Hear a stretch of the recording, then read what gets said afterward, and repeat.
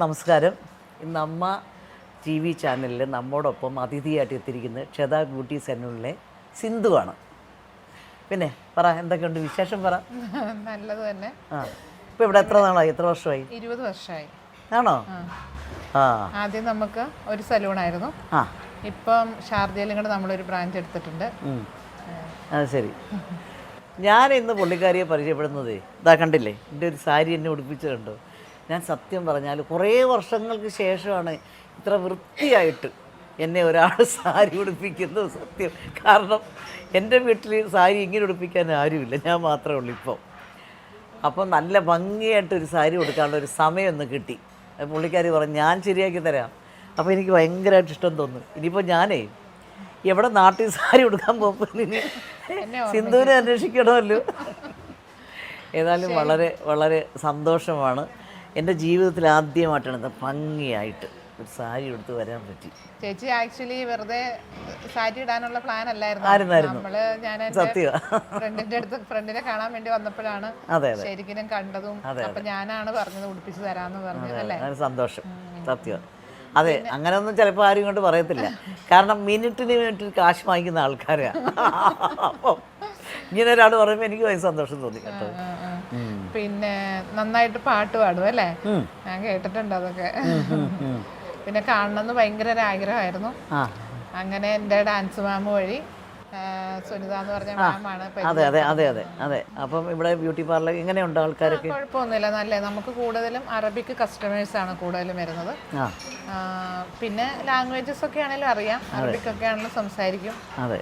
ഷദ എന്നുള്ള പേര് തന്നെ അറബിക് ലാംഗ്വേജ്. അറബിക് ലാംഗ്വേജ് അല്ലേ? പക്ഷേ എനിക്കെന്ന് വെച്ചാൽ ഇവിടെയുള്ള എനിക്ക് അറിയാൻ വയ്യായിരുന്നു സത്യം പറഞ്ഞാൽ, ഇവിടെയുള്ള ഈ അറബി സ്ത്രീകളൊക്കെ അങ്ങനെ വരുമെന്നുള്ളത്. പക്ഷെ അവരൊക്കെ വരുന്നുണ്ടല്ലേ? വരുന്നുണ്ട്. മോസ്റ്റ്ലി അവർ ഹെയറിൻ്റെ പണിയൊക്കെ ചെയ്യാനായിട്ട് വരും. നമ്മൾ നന്നായിട്ട് ചെയ്തു കൊടുക്കുമല്ല. സത്യം പറഞ്ഞാൽ ഞാൻ ആലോചിക്കുക, നമ്മുടെ ആ ഒരു കാലഘട്ടത്തിൽ ഇതിന് വലിയൊരു പ്രാധാന്യമൊന്നുമില്ല. പക്ഷെ ഇപ്പം അങ്ങനെയല്ല, ഇപ്പം എല്ലാവരും കോൺഷ്യസാണ് അല്ലേ? എന്ന് വെച്ചാൽ ചാനലുകൾ, ക്യാമറ, അത് എന്നൊക്കെ പറഞ്ഞ് ഭയങ്കര ബ്യൂട്ടി കോൺഷ്യസാണ്. പിന്നെ നല്ല നല്ല ഫോറിനിൽ നിന്നും അവിടെ നിന്നൊക്കെ വരുന്ന നല്ല പ്രൊഡക്റ്റുകളുണ്ട് അല്ലേ? ഫേസിൽ തേക്കാൻ പറ്റി നമുക്ക് വിശ്വസിച്ച്. അതൊക്കെ വലിയ കാര്യം തന്നെയാണ്. നമ്മുടെ ഷോപ്പിനകത്ത് കൂടുതലും ഏറ്റവും നല്ല ബ്രാൻഡഡ് ഐറ്റംസ് തന്നെയാണ് ഉള്ളത്. ഈവൻ ഹെയറിനാണെങ്കിലും ഫേസിനാണെങ്കിലും നമ്മൾ ബ്രാൻഡ് ഐറ്റംസ് തന്നെയാണ് യൂസ് ചെയ്യുന്നത്. അത് എത്ര ബ്ലാക്ക് കറുത്തിരിക്കുന്നവരായാലും അതെ നിങ്ങൾ മാറ്റിയെടുക്കുമല്ലേ? അതിനുള്ള സാധനങ്ങൾ ഇപ്പോൾ ഉണ്ട്. അതാണ്, അത് വലിയ ഒരു കാര്യമാണ്. കാരണം ഞാൻ ചിലപ്പോൾ വിചാരിക്കുക മേക്കപ്പ് ഒന്നും വേണ്ട ഇങ്ങനെ. പക്ഷേ വേറൊരു കാര്യമാണ്, അപ്പോൾ ഉടനെ ആൾക്കാർ ചോദിക്കുന്നത് അയ്യോ കഷ്ടം, ദാരിദ്ര്യമായിപ്പോയി. അങ്ങനെയാണ്. അപ്പം നമ്മളും ഈ മറ്റുള്ളവർ ഇപ്പോഴത്തെ പുതിയ തലമുറയുടെ കൂടെ നമ്മൾ നിന്ന് പറ്റണ്ടേ? അപ്പോൾ അതിനനുസരിച്ചുള്ള മേക്കപ്പും പരിപാടികളും ഒക്കെ വേണം. അത് ഞാൻ മനസ്സിലാക്കിയിട്ടുണ്ട് ഇപ്പം. അപ്പോൾ എന്തായാലും ഇവിടെ ഇനിയും ഒരുപാട് ഇതുപോലെ ബ്രാഞ്ചസ് ഒക്കെ വരണം. 10-20 വർഷമായില്ലേ ഇവിടെ ആയിട്ടല്ലേ? എങ്ങനെയുണ്ട്? ഇവിടെയാണോ നാടാണോ നല്ലത്? ഇവിടെ ഇഷ്ടമുള്ളൂ. ഇവിടെ ഇഷ്ടം. ആക്ച്വലി എൻ്റെ മോള് കാനഡയിൽ പഠിക്കുക. പക്ഷേ അവള് എന്നെ വിളിക്കുന്നുണ്ട് കാനഡയ്ക്ക് വരാൻ. പക്ഷെ എനിക്ക് ഇഷ്ടമല്ല കാനഡയ്ക്ക് പോകാൻ. ഞാൻ ഇവിടെ സെറ്റായി. എനിക്ക് എല്ലാം കൊണ്ടും എനിക്ക് ഇഷ്ടം UAE. ഇപ്പം കാനഡയിലൊന്നും പോകണ്ട, ടാക്സും ഒക്കെ കൊടുത്ത് മുടിഞ്ഞു പോകും. സത്യം. ഇവിടെ പിന്നെ ഇവിടെ വരുമ്പോൾ എന്താ പറയുക, നമ്മളെ ഈ പ്രവാസി ജീവിതം എന്ന് പറയുന്ന ഒരു അധ്വാനിച്ചാലും നമ്മൾ ഉണ്ടാക്കുന്ന കാശിന് ഈ ഒരു ടാക്സ് ഇല്ല, ഇങ്ങനെയൊക്കെ ഉള്ള ഒരു ബെനിഫിറ്റ്സ് ഉണ്ട് ഇവിടെ. അപ്പം നമ്മളിവിടെയാണ് നല്ല. പിന്നെ എല്ലാം ഒരു ഇതൊക്കെ ഞാൻ നോക്കുമ്പോൾ ഉണ്ട് ഇവിടെ മലയാളികളെ ഉള്ളൂ. ഇവിടെ ഉള്ളവർ കുറവാണോന്ന് എനിക്ക് തോന്നി. എല്ലാവരും ഇവിടെ അല്ലേ ഇപ്പം മിക്കവാറും അറബികളൊക്കെ ഉണ്ട് ഇഷ്ടംപോലെ. ലെബനാനി, ഈജിപ്ഷ്യൻസ്, മസ്രികള്, ഒത്തിരി ആൾക്കാരുണ്ട് ഇവിടെ. എല്ലാവരും പിന്നെ വരുന്നവരൊക്കെ തന്നെയാണ് ഷോപ്പിൽ. ഒരു മലയാളിക്ക് മാത്രം എന്നുള്ള രീതിയിലല്ല നമ്മളുടെ ഷോപ്പ്. നമ്മുടെ ഷോപ്പ് എല്ലാ നാഷണാലിറ്റിയും വരുന്നുണ്ട്, പാകിസ്ഥാനികള് ഉണ്ടല്ലേ. പിന്നെ വേറൊരു കാര്യം, നമ്മുടെ ഈ കൊച്ചു കേരളത്തിൽ ഇത്രയും വലിയ വലിയ വീടുകളും സ്ഥലങ്ങളും കടകളും വലിയ വലിയ ഷോപ്പുകളും ഒക്കെ കാണുമെന്ന് പറഞ്ഞാൽ സത്യം പറഞ്ഞാൽ ഈ ദുബായിലുള്ള ഇവരുടെ ഒരു മനസ്സ്, ഒരു സന്മനസ്സാണത് അല്ലേ? അല്ലെങ്കിൽ നമ്മൾ എന്ത് ചെയ്യുമായിരുന്നു? തീർച്ചയായിട്ടും. പിന്നെ പെട്ടെന്ന് നമുക്ക് ഒരു 3-4 മണിക്കൂർ കൊണ്ട് പെട്ടെന്ന് നമ്മുടെ നാട്ടിൽ തിരിച്ചു വരാം. അതൊക്കെ ഒരു വലിയ കാര്യമാണ്. അപ്പം നമ്മളെ കേരളത്തിന് ദൈവം സത്യം പറഞ്ഞാൽ ഇവിടെയുള്ള ആൾക്കാരുടെ ഇവിടെ ഭരിക്കുന്ന അവരുടെ ആ ഒരു ഇതിലേക്ക് വന്ന് നമ്മളെ അനുഗ്രഹിച്ചിരിക്കുന്നു. ഞാൻ നാട്ടിൽ അങ്ങനെ അധികം ബിസിനസ് ചെയ്തിട്ടില്ല. വർഷങ്ങൾക്ക് മുമ്പ് ഒരു പാർലർ ഇട്ടിട്ടുണ്ടായിരുന്നു. പക്ഷേ അത് വെച്ച് നോക്കുമ്പം എനിക്ക് എല്ലാം കൊണ്ടും നല്ലൊരു സെക്യൂറാണ് ഇവിടെ. നമുക്ക് പുറത്തിറങ്ങി നടക്കാം, നമ്മളുടേതായിട്ടുള്ള എല്ലാ കാര്യങ്ങളും നമുക്ക് ഭയങ്കര ഫ്രീ ആണ് ഇവിടെ. കുറച്ചുകൂടി അല്ല, ഒരു രാത്രിയിൽ ഒരു 10 മണിക്കോ 12 മണിക്കോ ഒക്കെ സ്ത്രീകളൊക്കെ ഇതിൽ നടക്കുന്നുണ്ട്. ഒരു പ്രശ്നമില്ല. നമ്മുടെ നാട്ടിൽ പകലേ നടക്കാൻ വയ്യ. ഇവിടെ ഒരൊറ്റ കാര്യമുള്ളൂ, ഇവിടുത്തെ ഗവൺമെന്റിന്റെ നിയമം പാലിക്കുക. നല്ല കാര്യമല്ലേ? കറക്റ്റായിട്ട് ഫോളോ അപ്പ് ചെയ്ത് കഴിഞ്ഞാൽ ഏറ്റവും നല്ല രാജ്യങ്ങളിൽ, ഇപ്പം എൻ്റെ മോള് കാനഡയിൽ പഠിക്കുന്നുണ്ട്, അവൾക്ക് അവിടെ വേണ്ട, അവൾക്ക് ഇവിടെ നിന്നാൽ മതി. കാരണം അവൾക്ക് അവിടത്തേലും ഫ്രീഡം. സ്വന്തം നാട് ഏതാന്ന് ചോദിച്ചാൽ അവള് UAE എന്നാ പറയുന്നത്. നമ്മൾ സത്യസന്ധമായിട്ട് ഒരു പ്രശ്നമില്ലാതെ ഇവിടെ ജീവിച്ചാൽ അവർ നമുക്കൊരു പ്രശ്നം ഉണ്ടാക്കത്തില്ല. ഒന്നുമില്ല. അതിലെനിക്ക് ഒത്തിരി ചേച്ചി, എനിക്ക് അതിലൊരു ഭയങ്കര സംതൃപ്തിയാണ്. അല്ല, അത് സത്യമാണ്. അല്ല, ഇവിടെ ഉള്ള ജീവിക്കുന്ന ആൾക്കാരെ കാണുമ്പോഴേ ഒരു പ്രത്യേകതയുണ്ട്. എല്ലാവരുടെ മുഖത്തൊരു നല്ല സന്തോഷമാണ്. അവർ കഷ്ടപ്പെട്ട് ജോലി ചെയ്താലും അതിനൊരു ഒരു ബെനിഫിറ്റ് ഉണ്ട്. വലിയ കാര്യം. അപ്പം തുടർന്ന് ഇനി ഒരുപാട് ഇതുപോലെ കടകളൊക്കെ വരട്ടെ. ഇനി ബ്യൂട്ടി പാർലർ സ്ത്രീകളുള്ളത്തോളം കാലം, അല്ല ഇപ്പം പുരുഷന്മാരും അതെ ഉള്ളത്തോളം കാലം ഇതിന് ചോദിച്ചുകൊണ്ടിരിക്കുന്നു പുരുഷന്റെ ജെൻസ് സലൂൺ ഒരെണ്ണം തുറക്കാവുന്ന നമ്മുടെ കസ്റ്റമറുടെ ഹസ്ബൻഡുമാര് തന്നെ ചോദിക്കുന്നു. അപ്പം ബ്യൂട്ടി പാർലറിൻ്റെ ഒരു ദാരിദ്ര്യവും ഉണ്ടാവില്ല. സത്യമാണ്. അപ്പോൾ അതങ്ങനെ തഴച്ചു വളർന്നുകൊണ്ടേയിരിക്കും. ഇനി ഇവിടെ നിന്ന് മാറിയിട്ട് വേറെ വല്ല രാജ്യങ്ങളിലൊക്കെ പോവും. അപ്പം അങ്ങനെ ഇരിക്കട്ടെ. അപ്പോൾ ഇനി അടുത്ത പ്രാവശ്യം വരുമ്പോൾ ഇതുപോലെ സാരി കൊടുക്കാൻ എനിക്ക് വേണ്ടി വരും. തീർച്ചയായിട്ടും കേട്ടോ. എങ്ങനെയായിരുന്നു ചേച്ചിയുടെ അടൂർ ഫാസിയിൽ നിന്ന് ഇപ്പം ലാസ്റ്റിൽ അഭിനയിച്ചത് ആരുടെ കൂടെയാ? ലാസ്റ്റ് ഇപ്പം ഞാൻ അഭിനയിച്ചത് മുരളി ഗോപിയുടെ സ്ക്രിപ്റ്റില് ആര്യ, തമിഴ്. അതിന് മലയാള പടമാണ്. പിന്നെ സുരേഷ് ഗോപിയോടൊപ്പം അഭിനയിച്ചു ഒറ്റക്കൊമ്പൻ.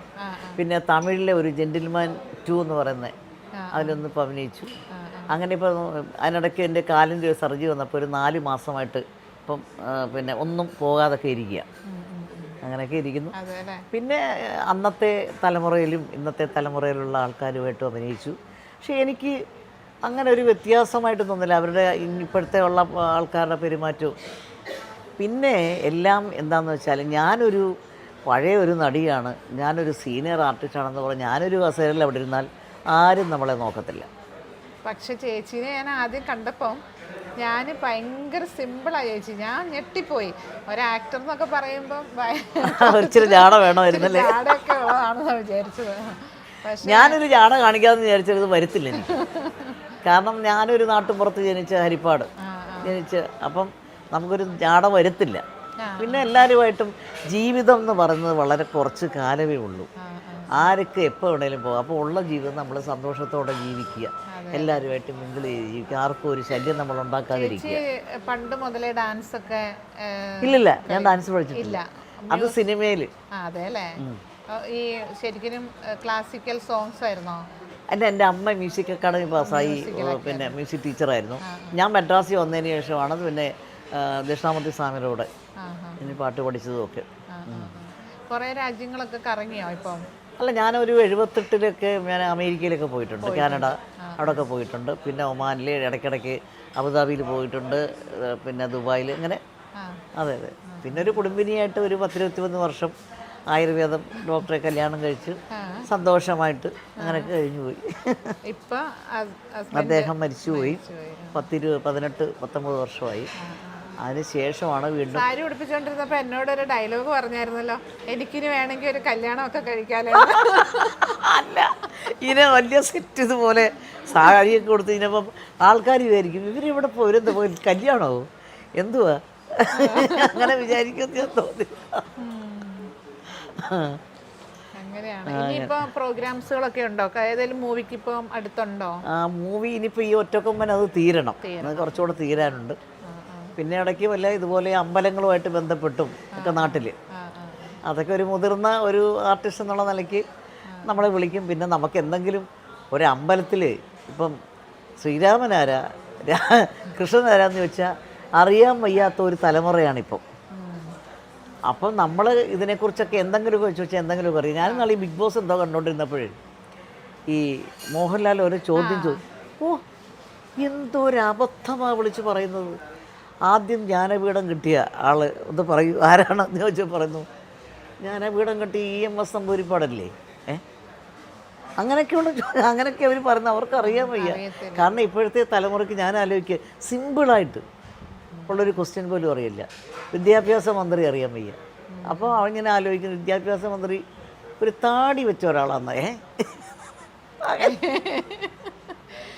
എന്ത് പറയാനല്ലേ? കാരണം ജനറൽ നോളജ് എന്ന് പറയുന്നത് ഇല്ല. പുസ്തകത്തിൽ എന്തൊക്കെ എഴുതി വെച്ചാൽ അതിങ്ങനെ കാണാൻ പഠിച്ചുകൊണ്ടിരിക്കുക. പേപ്പറൊന്നും ആരും വായിക്കാറില്ല. അങ്ങനെ യൂട്യൂബ് എടുത്താൽ തന്നെ ന്യൂസുകളല്ലല്ലോ, ഫാൾസ് ന്യൂസ് എവിടെയുണ്ട്? അതൊക്കെ അല്ലേ വായിക്കുന്നത് ഇങ്ങനെ.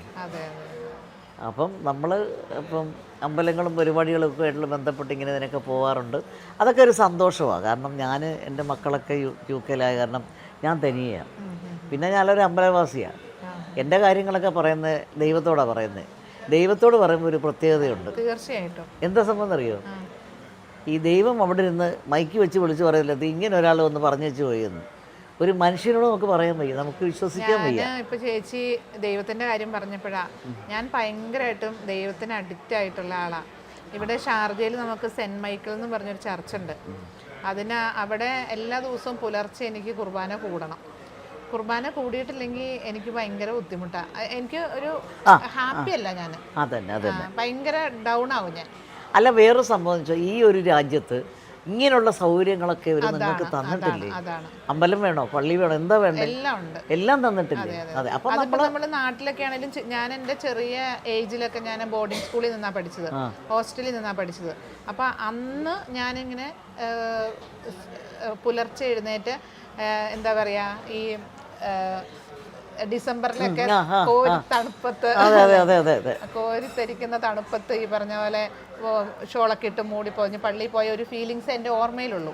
പക്ഷെ ഇവിടെ വന്ന് ഇപ്പം ഞാൻ ഇതുപോലെ ഷാർജയിൽ പള്ളിയിൽ രാവിലെ പോകുമ്പോൾ നല്ല മഞ്ഞൊക്കെ ഉള്ള തണുപ്പിൽ പോയി അങ്ങനെ പോയി കുർബാന, അതൊരു ഭയങ്കര ഒരു അനുഭവം. ശരിയാ. അപ്പം അങ്ങനെയൊക്കെ പോകുന്ന കാര്യങ്ങൾ എല്ലാം ദൈവം. ഒരു കാര്യം നമ്മളിപ്പോൾ ദൈവത്തെ വിശ്വസിക്കുന്നത് നമ്മൾ പറയുന്നത്, എൻ്റെ അനുഭവത്തിൽ വെച്ചിട്ട് ഇപ്പോൾ ഇങ്ങനെ നേരെ വരേണ്ട ഒരു സംഭവം ചിലപ്പോൾ സൈഡിൽ കൂടെ അങ്ങ് പോകും, അല്ലേ? അത് നമ്മളെ പ്രാർത്ഥിക്കുന്നത്, ഞാൻ പ്രാർത്ഥിക്കുന്നത് എന്നെ കിടത്തല്ലെന്നാണ്. ആരും ഉണ്ടാവത്തില്ല.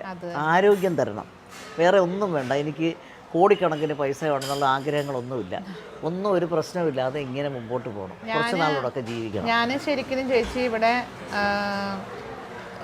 ഒരു 25 പൈസ പോലും ഇല്ലാണ്ട് ഞാനിവിടെ വന്ന് ഫസ്റ്റ് ഞാൻ സ്റ്റാഫായിട്ട് ജോലി ചെയ്തു. ഒരു അറബ്സിൻ്റെ കൂടെ ജോലി ചെയ്തത്. അവർക്ക് എന്നെ ഇഷ്ടപ്പെട്ട് അവിടെ തന്നെ ഞാൻ നിന്നു കുറച്ച് നാളുകൾ. അങ്ങനെ അവിടെ നിന്നാണ് പിന്നെ ഞാൻ പാർട്ട്ണർഷിപ്പിൽ ഒരു ബിസിനസ് സ്റ്റാർട്ട് ചെയ്തു. അവിടെ നിന്നാണ് പിന്നെ ഞാൻ ഒറ്റയ്ക്ക് ഞാനൊരു സ്ഥാപനം എടുത്തു. പിന്നെയാണ് അത് ഞാനൊരു 10 വർഷം കഴിഞ്ഞപ്പോഴാണ് പിന്നെ ഇപ്പോൾ രണ്ടാമത്തെ ഒരു ഷോപ്പ് ഞാൻ എടുത്തത്. അങ്ങനെ കയറി വന്നയാളാണ്. അതെ. അപ്പം അതാണ് പടിയായിട്ട് വന്നു. പെട്ടെന്നൊരു വളർച്ച ചിലപ്പോൾ ആപത്ത് ചെയ്യും. അല്ല, അതിനെക്കാട്ടിൽ നമ്മൾ നല്ല കഷ്ടപ്പെട്ട് മുമ്പോട്ട് വരിക. അതിന് എപ്പോഴും ഈശ്വരൻ നമ്മുടെ കൂടെ ഉണ്ടായിരിക്കും. ദൈവത്തിൻ്റെ കൃപ എന്ന് പറയുന്നത് വലിയൊന്നും തന്നെയാണ്. അപ്പോൾ എനിവേ എല്ലാ ആശംസകളും നേരുന്നു. അത് കാരണം ജീവിതത്തിൽ കഷ്ടപ്പാട് അറിഞ്ഞ് വളരുന്നവർക്ക് മാത്രമേ മറ്റൊരു വ്യക്തിയുടെ കഷ്ടപ്പാട് എന്താണെന്ന് അറിയാൻ പറ്റുള്ളൂ. സത്യമല്ലേ? തീർച്ചയായിട്ടും. അപ്പം നമ്മളിനി മുമ്പോട്ട് പോവുക, ഈശ്വരനെ പ്രാർത്ഥിക്കുക. എൻ്റെ പ്രാർത്ഥനയിലും ഒപ്പമുണ്ട്. കണ്ടതിൽ ഒരുപാട് സന്തോഷം.